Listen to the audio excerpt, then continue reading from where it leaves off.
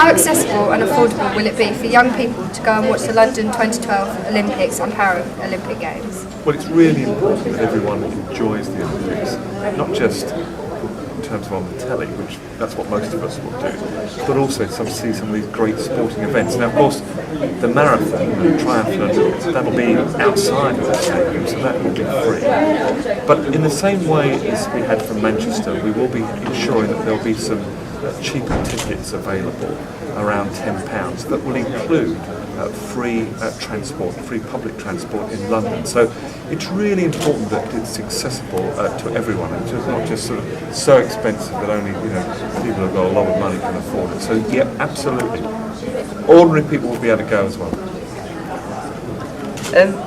What would you say to people who are not interested in the 2012 Olympic Games because they're not interested in sport? Well, it's much more than sport. For example, we've got to build these stadiums.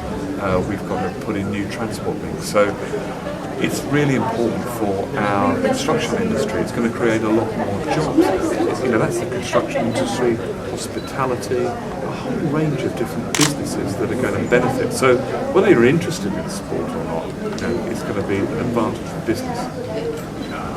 What sort of benefits will we see for the people outside of London, such as people in the southeast, from the 2012 Games? Well, one of the reasons that we won the Olympic Games was because of the legacy. What happens after that? Now, this evening I've been speaking about some of the cultural, some of the education opportunities, but also we know that we're going to, for the region, we're going to link up with other countries. We want to host training camps for some of the countries, and I hope that there'll be links, cultural links with other countries as a consequence. Helping us to understand how all this world connects together, which is so much smaller these days with information technology. So I think that there will be more cultural links. I think that there will be a greater understanding of different cultures, and that all enriches us.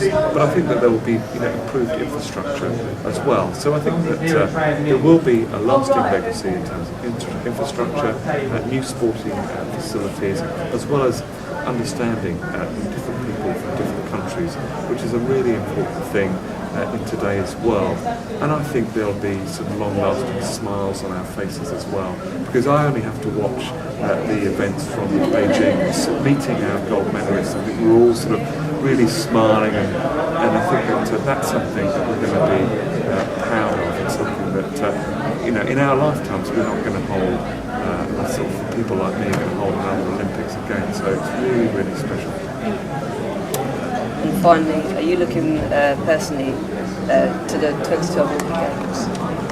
Well, I won't be competing, but I'm looking forward to seeing the events. I'm sure that like most people, I'll be watching on my television with my family and cheering on our great British Olympians and Paralympians. And I think that's a really important point, because when we saw the celebration of our athletes in Trafalgar Square, it was our Olympians and our Paralympians coming together.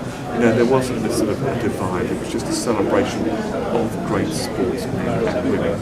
So I think that it's going to do a great deal to advance equality for disabled people in our country. And as the Minister for Disabled People, that's a really top priority for me.